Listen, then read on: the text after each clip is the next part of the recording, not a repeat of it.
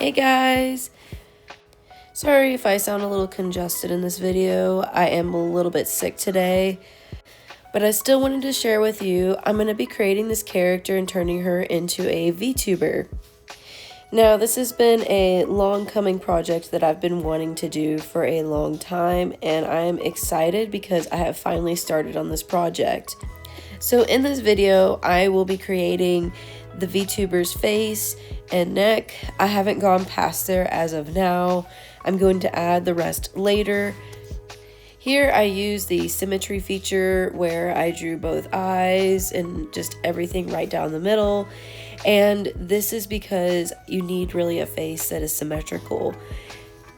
So if you guys decide to create your own VTuber model, I highly recommend that you figure out first what you want to move in your model. So that's why I started out small with the face and the neck, because I know that the eyes are very intricate. Also, I'm using Procreate. One of the things a lot of artists decide to use Clip Studio Paint because Procreate limits the amount of layers you have based on the quality of the image. And so here I only had 61 layers. Well, being that I only have 61 layers, I'm limited to those layers. So that's why I didn't do the full body in the beginning. Something to note is when you're creating your first VTuber, you can add stuff later. You're not limited to just importing just this, because you can add stuff to your character later. Let's say you want to change something, you can just add the layer into the program later. So that's why I decided to start with the face and the neck. It's simple. Well, it's really not simple because the eyes are actually very complex. And depending on how bouncy you want your eyes, how much you want to move within the eyes, your eyes can be super, super complex. I have quite a few layers just for the eyes alone.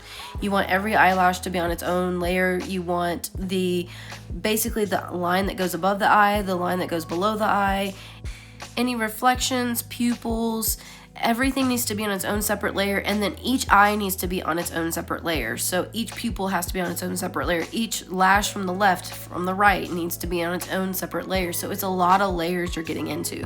So if Clip Studio Paint is the better one for you, you can do it.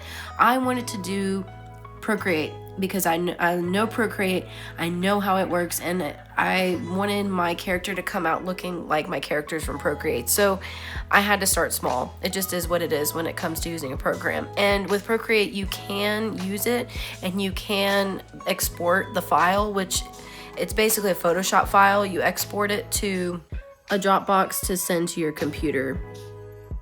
Something I wanted to note here as well is my lines for my head are actually separate from the skin, and that can help in the future when you're trying to rig your character. Also, my eye whites are its own separate layer as well, because when you're shutting and opening, you need to squeeze those whites together and expand them. So that's going to be very important later. So anything you think is going to move at all in your picture, it needs to be on its own layer. This particular process is called cutting, where you cut individual pieces of the art. I like to just draw them in as I go instead of cut them, where some artists, they take the whole picture and they cut each individual piece. To me, that's a lot more work and more tedious, so I just rather draw as I go.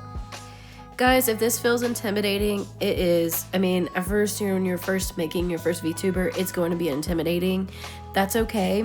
I would just say just do it, and then you learn when you start rigging it. You're like, oh, I could have done this better, I could have done that. And the most awesome thing about it is you can still cut it up and add those layers later on. So if you're like, hey, this eyeball, I wanted to add more movement here, you can change it, and it's honestly easily fixable.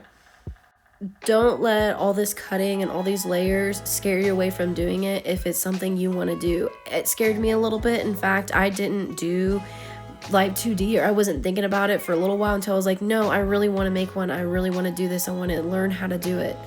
And I think it's just been an awesome experience. And I'm telling you guys, if you really want to do it, just do it. And don't worry about all the layer stuff that goes with it. I do want to note here, when I added color to the skin, the only separate layers that were from the skin itself was the top of the nose, the light of the nose, and then underneath, it's the shadow, essentially. Those are on separate layers, and that's because it will become important when you're turning the head back and forth, up and down. Another thing is The neck should go all the way up to the mouth or to the nose. That way when you're turning it and doing all sorts of things with the head, you're not seeing the lines. So you need the neck to go basically all the way up. I think I did it to the mouth, I think is where it really needs to be. So again, when it turns, you're not seeing like gaps and stuff. It just helps with gaps. Something I would recommend to do differently that I did on my model was do the lower lash a little bit differently. I would do a more simpler lash, especially if it's your first time. I had trouble with the lower lash and the warping and using meshes. So I would just recommend just do something a little more simpler. I can say if you wanted to make it more complicated, to add more complexity to the top lashes and add the extra lashes. Now if you want the lashes on the side, which I have those on a separate layer, those move and they move with the physics. Basically they bounce up and down when the eye closes and it opens, and that is because those are also on separate layers. So if you want to move those lashes, also some VTubers will take the lashes and they'll move them down as the eye closes. That's also an option. I didn't do that with this character. I'm just letting you know that's something that you can do with more complexity. As you can see, I highly recommend when you're doing your VTuber to do it symmetrically. I did the hair symmetrically as well, except for a few strands here and there. And you'll see that some of the strands that I decide to not do symmetrical is just its own layer. There's a few of them that aren't technically symmetrical, but most of my character is very symmetrical. And I did it that way on purpose, mostly because again, it helps me to do simplicity with these riggings so that I can learn from them. And now once I've learned and gone through the process, I'm going to add more complexity to my models. So for those who have never used Live 2D, how does this work with Live 2D? Well, essentially when you're creating movement, you have a set point, which is basically your base. And my base is the face looking straight on. And then when you basically move the character from side to side, move the eyes up and down, you're changing from your base. And when you create those warpings and those changing, basically the computer fills in from point A to point B. So honestly, it makes it super easier to animate. Actually, I think it makes it easier in ways than Procreate Dreams to animate, because you're not having to do essentially frame by frame. You just tell the program, hey, I want you to go from this point to this point. Now the problem that you can come across is when you tell the computer to go from this point to this point, it can get confused in between when you're commanding it to do many different things. And so sometimes it messes up, and then at that point, you got to figure out, well, why is it messing up from this point to this point? Because it's looking kind of funky and it's not supposed to do this. Well, that's where the learning process kicks in. You got to learn what the hierarchies are, what the perimeters are, what the parent perimeters, and blah, blah, blah, blah. And these, again, I can make a video on this and help explain all that. But essentially, all you need to know is you just need to create each individual layer just so you can think about it. How would I move these layers to get from point A to point B? Here, I wanted to talk a little bit about my model. I'm actually really happy with how she turned out. She's a little bit different than my other model. Like here, I finished all her hair and then I added the antennae or antennas. I don't know what I'd call them. Her little antennas. And then I added the ears, which then I think completed the entire piece.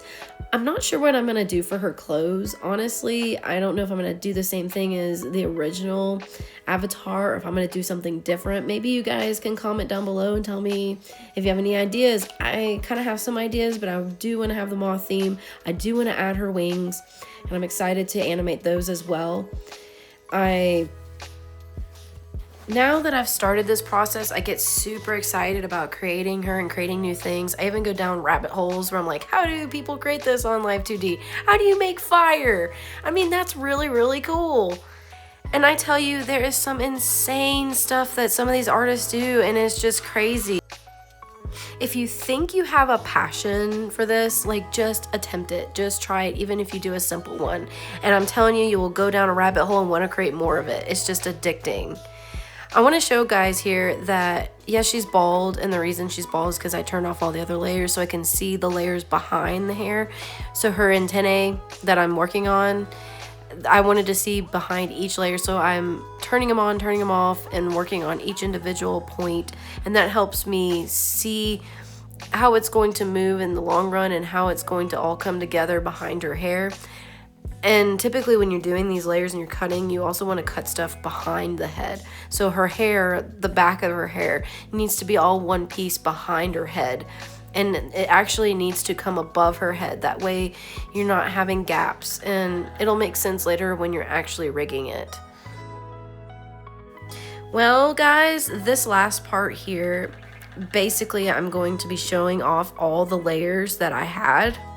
I've had to break it down, and oh my gosh, it's a lot of layers. And even with all these layers, I still managed to not have enough. That's why most creators recommend using Clip Studio Paint and not Procreate, but I prefer Procreate to create this. It's just easier for me. But do whatever is easiest. So here is the end result. Here is my avatar turned into a VTuber head. It's just the head though, guys. I hope you like her. I know she looks a little bit different from the original, but I actually prefer this one a little bit better. If you guys enjoyed this little segment, please come back, like and subscribe, watch my other videos. I'll be creating more live 2D videos and more stuff here in the future. So if you want to see it, just subscribe to my channel. And guys, like I always say, don't quit creating.